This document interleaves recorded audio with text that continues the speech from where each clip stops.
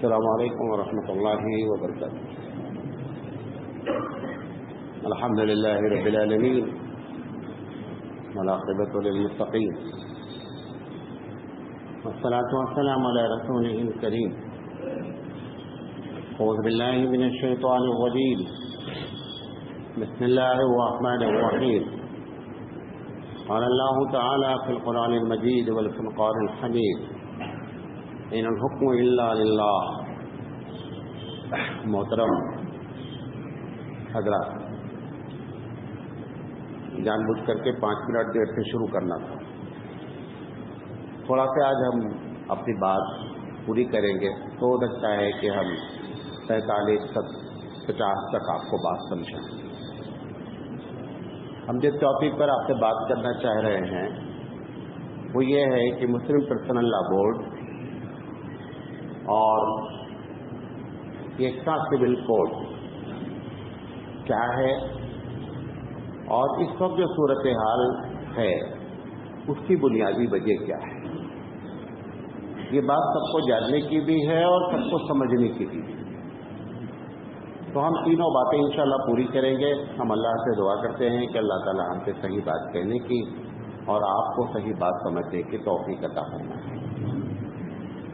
دیکھیں، سب سے پہلی چیز جو ہے یہ ہے مسلم پرسنل لا کیا ہے. انگریزوں کی آمد سے پہلے اس ملک میں بابر سے لے کر کے بہادر شاہ ظفر تک مغل پیریڈ کہلاتا ہے. گویا کہ مغلوں کی حکومت تھی. مغل حکومت میں جو ہندوستان سے قانون چلتا تھا 1-2% کو چھوڑ کر کے بقیہ تقریباً 97% 98% تک اللہ اور اس کے رسول کا قانون انہوں نے نافذ کر رکھا. بس انہوں نے یہ کر رکھا تھا کہ مسلمان کے علاوہ جو ذاتیں ہندوستان میں پائی جاتی ہیں، ہندو ہوں کرسچن ہوں جو بھی ہوں، ان لوگوں کے اپنے مسائل اگر وہ اپنی مذہبی لحاظ سے حل کرنا چاہتے ہیں تو ان کے پرسنل لا میں کوئی انٹرفیئر نہیں کیا جائے گا. یہ مغلوں کے زمانے سے چلا آ رہا تھا. جب ہندوستان پہ 1601 میں انگریز سب سے پہلے آئے، آنے کے بعد انہوں نے 1862 میں 1862 میں جب انہوں نے دیکھا کہ ہمارا پنجہ گل چکا ہے تو انہوں نے سب سے پہلے جو ہے ہندوستان کی عدلیہ یعنی ہندوستان کے کورٹ پر جو ہے وہ قبضہ کرنا چاہا. اس وقت انہوں نے یہ بات کی کہ اب تک جو قانون چلا آ رہا ہے تو قانون کی بنیادی طور سے 2 ٹیکنیکل ورڈ ہوتے ہیں. ایک کو کہتے ہیں کرمنل لا اور ایک کو کہتے ہیں سول لا. کرمنل لا کا مطلب اردو میں ہوتا ہے کہ فوجداری مقدمات، اور سول لا میں سب کچھ ہوتا ہے. تو انہوں نے سب سے پہلے 1862 میں انہوں نے کہا کہ اب تک کا جتنا بھی کرمنل لا تھا وہ آج سے کینسل ہے، اور انڈین پینل کوڈ کے نام پر انہوں نے باقاعدہ الگ سے قانون بنایا. آپ کو یہ بات بھی معلوم ہونا چاہیے کہ اس وقت سے لے کر آج تک وہی انڈین پینل لا آج بھی کہلاتا ہے اور انہی کا بنایا ہوا چلتا بھی ہے. وجہ کیا تھی؟ کیا اگر فوجداری کے قانون کو تبدیل نہ کیا جاتا تو کوئی پرابلم تھی؟ ایک بڑی پرابلم تھی انگریزوں کے لیے. انگریز اس دیش کو غلام بنانا چاہتے تھے. غلام بنانے کے لیے وہ قانون ان کے فیور میں نہیں تھے. لہذا انہوں نے کیا کیا کہ اس کو چینج کیا. یہ آج جو آپ دیکھتے ہیں پولیس ڈپارٹمنٹ کو اتنا رائٹس ہے، اس وقت سے لے کر آج تک ہم آزاد ہوئے ہیں لیکن ہم نے انڈین پینل کوڈ کو بہت کم تبدیل کیا ہے. حالانکہ ان کے بنانے کی وجہ تھی کہ آپ کو وہ غلام بنانا چاہتے تھے. مثال کے طور پر جب وہ ہندوستان میں آئے تو ان کو یہ تھا کہ پولیس جس کو چاہے شک کی بنیاد پر اٹھا لے تاکہ کیس نہیں ہو. آج بھی وہی.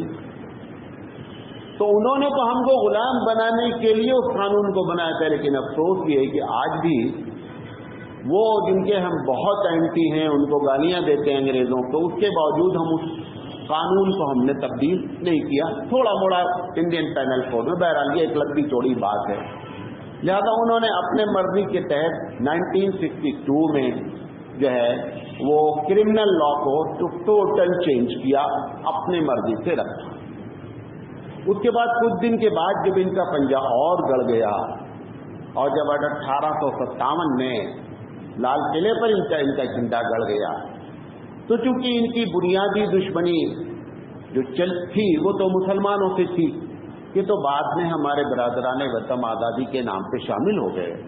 अदरवाइज 1857 तक जो पहली पारी खेली गई, उस पहली पारी में तो जितने लोगों का आप नाम जानते हैं जैसे फ्रीडम फाइटर के, वो तो पैदा भी नहीं हुए थे। तो ये पहली पारी जब खेली जा चुकी थी और 1857 में लाल किले पे झंडा गड़ा, तो उसके बाद इन्होंने सोचा कि अब सिविल लॉ को भी चेंज करना चाहिए। लिहाजा इन्होंने 1937 में इन्होंने क्या किया कि सिविल लॉ को चेंज किया। इतना किया उन्होंने कि सारे कानून, यानी तिजारत कैसे होगी, कोई लड़ाई झगड़ा कैसे हल किया जाएगा मामला, सब कुछ उन्होंने अपनी मर्जी के तहत करके कानून बनाया। 3 चीजों को उन्होंने डिस्टर्ब नहीं किया। उन्होंने कहा कि एक पर्सनल लॉ जो है किसी भी कास्ट का, जिसमें 3 चीजें शामिल होंगी कि आपके शादी ब्याह का तरीका, आपके तलाक देने का तरीका और आपके डिवाइडेशन ऑफ द प्रॉपर्टी, विरासत का तरीका आपका चला है, जो चल रहा है ऐसे ही चलता रहेगा। इन तीनों में आपको कंप्लीट अख्तियार है, जैसे आप चाहें वैसे कर सकते हैं। हालांकि जब यहां पर महसूस होने लगा कि अंग्रेज जाने वाले हैं, तो नेहरू जी ने जो अपना मसौदा तैयार किया था कि how will run the country after the freedom, कि हम आजाद होने के बाद इस देश को कैसे चलाएंगे, उसमें उन्होंने एक एक्ट लिखा था नेहरू जी ने। नेहरू जी मतलब जो उनके असल तो उस कानून के बनाने वाले मोतीलाल जी थे, जो कानून ला थे बहुत जबरदस्त। उन्होंने उसमें लिखा था कि हम ये चाहते हैं कि देश का कानून एक। जब उन्होंने अंग्रेजों के सामने पेश किया, अभी अंग्रेज गए नहीं थे यहाँ, अंग्रेजों की हुकूमत थी कि आप अपनी, उनका यह था कि ये सेहरा इन्हीं के सर बंध जाए और अगर जब भाग भी जाएं तो हम लोग अगर ये एक कानून के तहत सबको बात करें तो हमारी बदनामी नहीं हो।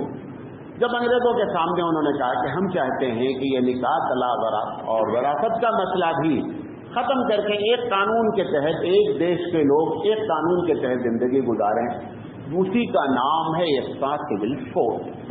अंग्रेज ने कहा कि नहीं, ये तुम्हारी जो शिक है ये मजहबी आजादी के खिलाफ है।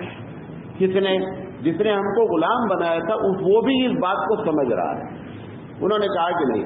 और जब हमारे उलमा को मालूम हुआ, क्योंकि हमारे उलमा भी कांग्रेस में शामिल थे, तो जबरदस्त उलमाए किराम ने अपोज किया नेहरू का, और नेहरू की इस राय को ना अंग्रेजों ने माना और उलमा ने भी जबरदस्त इख्तिलाफ किया। अभी भारत आजाद नहीं हुआ है।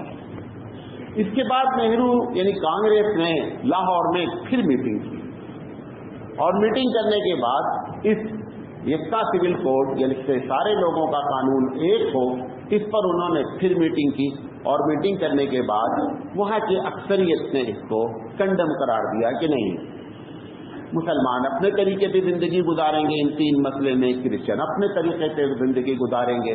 बहरहाल वो खत्म हुआ, नहीं हो पाया। जब हिंदुस्तान आजाद हो गया और हिंदुस्तान का संविधान, हिंदुस्तान की कॉन्स्टिट्यूशन, हिंदुस्तान का जो कानून आईन मुरतब हुआ, तो ये जो पूरा जो कानून है की किताब है ना, इनसे 395 एक्ट हैं, टोटल 395 एक्ट है जिसके तहत ये पूरा देश चलाया जाता है।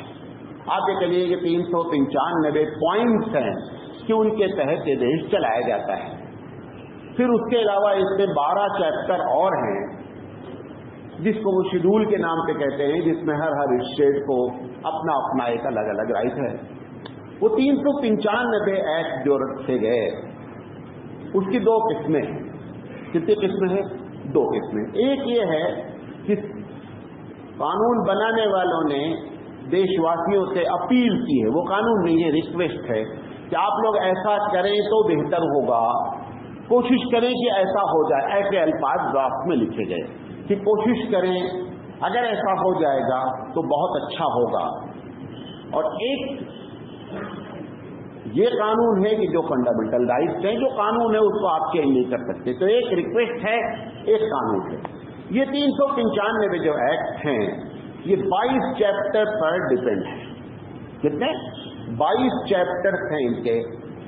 उसमें से चैप्टर नंबर 3 में एक्ट नंबर 25 में ये लिखा हुआ है कि हर भारत के हर नागरिक को, भारत के हर रहने वाले को जो भारतीय है उसको अपने मजहब पर पूरी आज़ादी है, वो जैसे चाहे अपने मजहब पर अमल करे और अपने मजहब की तबलीग भी कर सकता है, उसको किसी किस्म की रुकावट नहीं होनी चाहिए. शर्त यह है कि उस तबलीग करने में मुल्क पे दूसरी किसी चीज को मतलब जबरदस्ती न करे, डिस्टर्ब नहीं होना चाहिए, लेकिन तबलीग का उसको पूरा अख्तियार है, चाहे क्रिश्चियन करे चाहे हिंदू, जो भी चाहे करे. ये एक्ट नंबर 25 और चैप्टर नंबर 3 में ये बात लिखी हुई है. चैप्टर नंबर 4 में लिखा हुआ है, जिसको धारा नंबर 44 कहते हैं, एक्ट नंबर 44 कहते हैं, उसमें ये लिखा हुआ है कि गवर्नमेंट को कोशिश करनी चाहिए कि सारे भारतवासियों को एक कानून के तहत लाने की फिक्र करे. ये वो रिक्वेस्ट वाला है. हालांकि उसमें ये भी लिखा हुआ है, उसी धारा 44 से ऊपर धारा नंबर 37 में लिखा हुआ है. धारा समझ रहे ना, एक्ट नंबर दफा नंबर 37, उसमें ये भी लिखा हुआ है कि ये जो धाराएं लिखी जा रही है चैप्टर नंबर 4 में, किसी भी अदालत को इन एक्ट को नाफिज करने का अख्तियार नहीं है. सिर्फ आप क्या करेंगे, आप रिक्वेस्ट करेंगे, लोगों को समझाएंगे, फील्ड बनाएंगे. वो जो उसमें लिखा हुआ है 44 नंबर में कि पूरे देश के लोगों को, स्टेट को चाहिए, सरकार को चाहिए कि वो पूरे हिंदुस्तान के लोगों को एक कानून के तहत लाने की फिक्र करे. अब दो चीजें इसमें आपस में देखें तो एंटी हो गई. एक्ट नंबर 25 में लिखा है कि हर आदमी को अपने धर्म पर अमल करने का पूरा अख्तियार है, और एक्ट नंबर 44 में लिखा हुआ है कि साहब कोशिश किया जाए कि सारे लोग अपने धर्म को सब कुछ छोड़कर एक कानून के तहत आ जाएं. अभी तक ये नहीं बताया जा रहा वो एक कानून क्या है. ये अभी तक रिफॉर्म नहीं हुआ है कि वो एक कानून क्या है, लेकिन पहले ये राजी कराया जाए कि साहब हम राजी हैं एक कानून के तहत आने के लिए.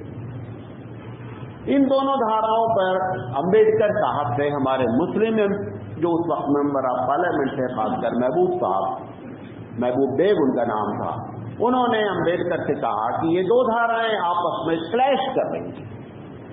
एक तरफ तो आप कह रहे हैं आजादी है, और दूसरी तरफ आप ये कह रहे हैं कि कोशिश की जाए कि आजादी को खत्म कर दिया जाए. ये क्या माना हुआ?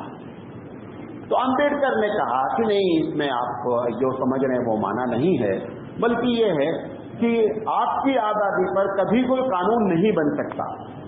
तो उन्होंने कहा कि लेकिन इसमें बात मालूम हो रही है, हम और आप कितने दिन जिंदा रहेंगे जो बात